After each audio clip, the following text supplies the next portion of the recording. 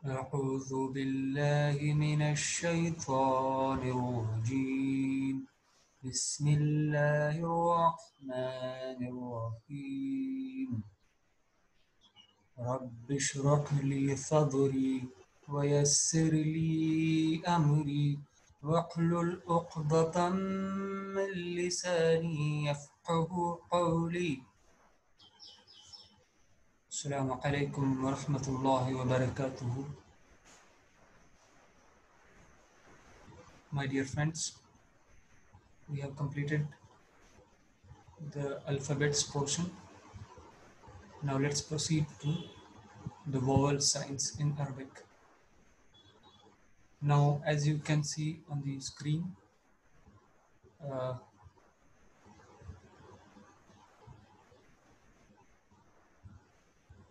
why there is a need of vowel signs in a particular language.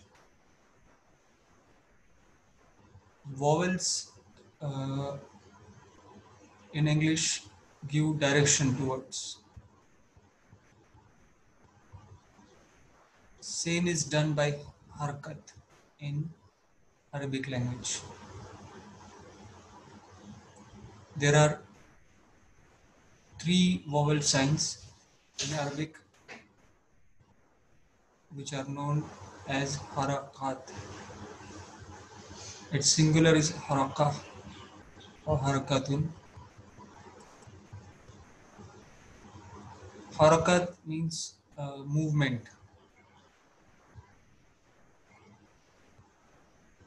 Now, as you can see that the three vowel signs can be long or short.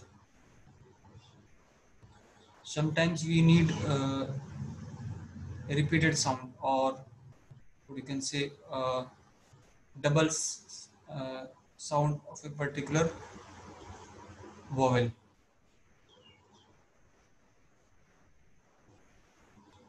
So in that case, long vowels are used. But if you want to use a small uh, harakat, means a small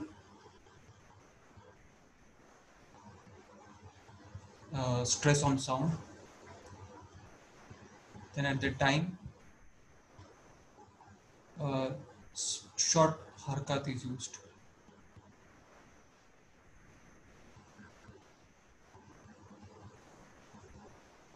The three long vowels alif, waw, and ya. These are the letters as well as long vowels.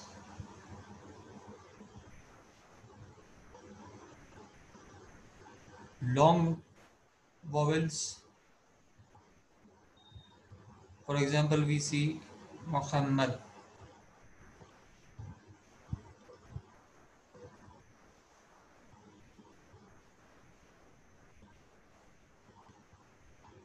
Before, when the long vowels were used,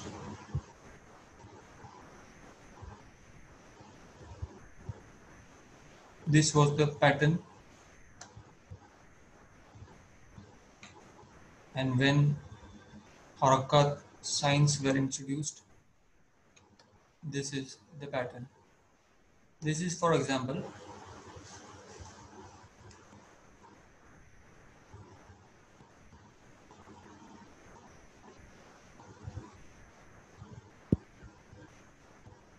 now to eliminate the repeated usage of alif, waw, and ya, the short signs of dhamma, fatha, and kasra were introduced.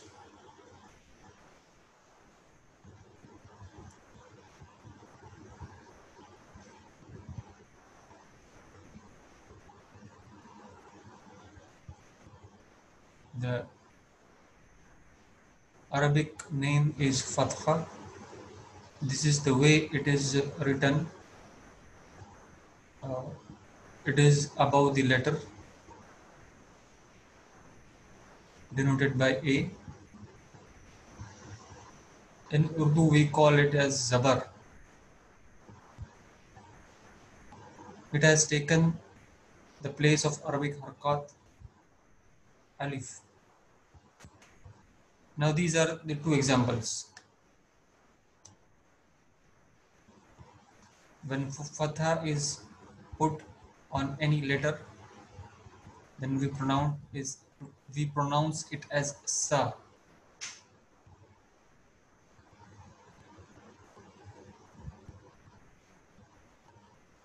And when Fatha is placed above Ha, then we pronounce it as Ka.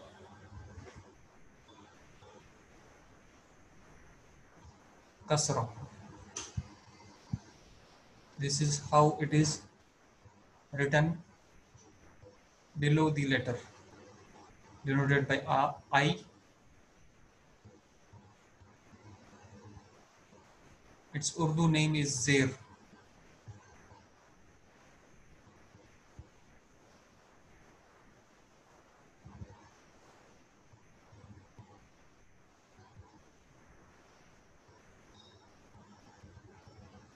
It has taken place of Ya. When we put on any letter, for example here Seen, it is pronounced as C. Here Thi, third vowel sign is Dhamma. This is how it is written above the letter, denoted by U. It is called as Pesh in Urdu. It is being used in the place of Wow. When we put on any letter, this is how it looks, and here uh, as it has been put over the letter Seen, it is pronounced as Su, and here it is pronounced as Ku. Now let's proceed further.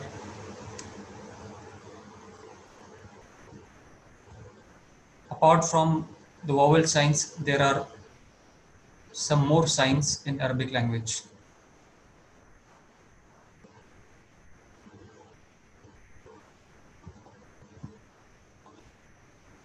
How we denote the absence of any vowel sign over any letter. This is represented by a circle above a consonant. When there is no vowel sign, then there will be sukoon.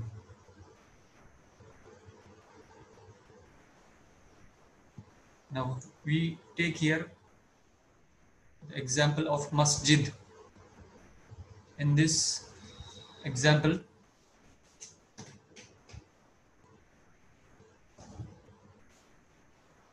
there is no vowel sign on seen. So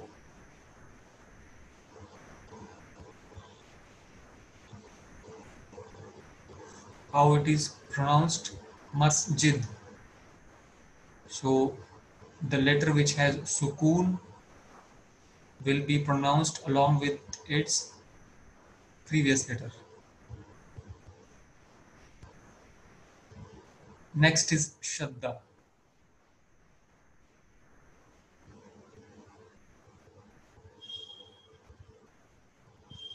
Sometimes consonant comes twice, but on one consonant there is no vowel sign, and on the next one there is a vowel sign. So in order to eliminate the repetitive written form of the two letters on which there is a sukoon on first and a vowel sign on second, the two letters are merged and shadda is put over on that consonant. Now, whenever shadda comes over a letter, then it will be read along with the previous letter. Here we have an example of Arabiyatun. Now, in this example, there are two ya, but we have eliminated the repetitive usage and we have used it once only and put shadda on ya.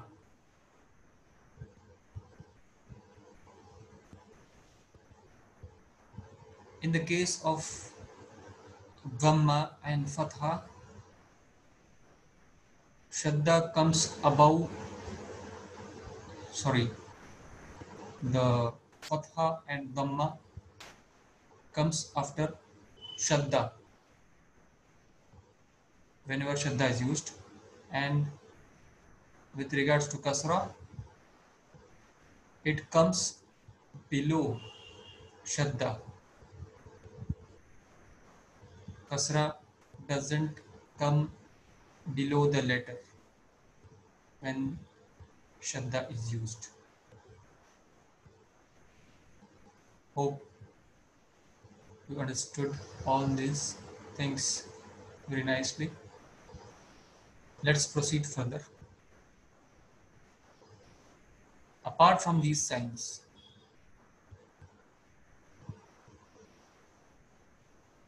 there is a sign called as tanween. Let's see what is tanween. Every noun in Arabic, whenever it is in original form, it will have two dhammas. These two dhammas, two fathas and two kasras, all these signs are collectively known as tanween. Now, as we see here in Arabic, every noun in its original form will have two dhammas on it. Here we have an example: kitabun, qalamun, rajulun. All these examples have tanween at its end, as these words are in original form. These are nouns.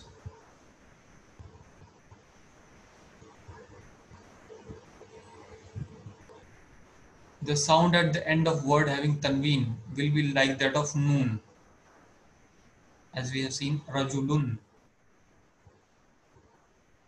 The end letter sounds like noon, stopping of noon.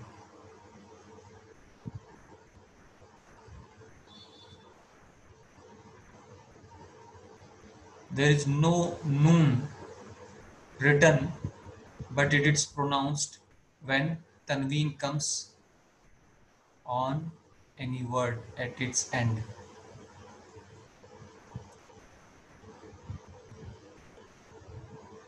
Now, whenever tanween has fatah, we call it as two fathas for our understanding. Its name is Fatahtani or Fatahtaini. It's also called as Tanween bil Fatha. It occurs always at the end of the word. This is how Kasra Tanween is written, below the letter. Two Kasras. These are called as Kasratani or Kasrataini. Another name is Tanween bil Kasra. This tanween also occurs at the end of the word. And lastly, tanween with dhamma. A tanween which has dhamma in it. For our understanding, we call it as two dhammas. Name Dhammatani or Dhammataini, and it has another name as well, convene with Dhamma. And similar to other two tanweens, it also occurs at the end of the word. Hope you all understood what has been explained today. The images of all this explanation will be shared with you, inshallah. If you have any doubt, you can comment and ask me your doubts. Jazakallah khair. Assalamu alaikum wa rahmatullahi wa barakatuh.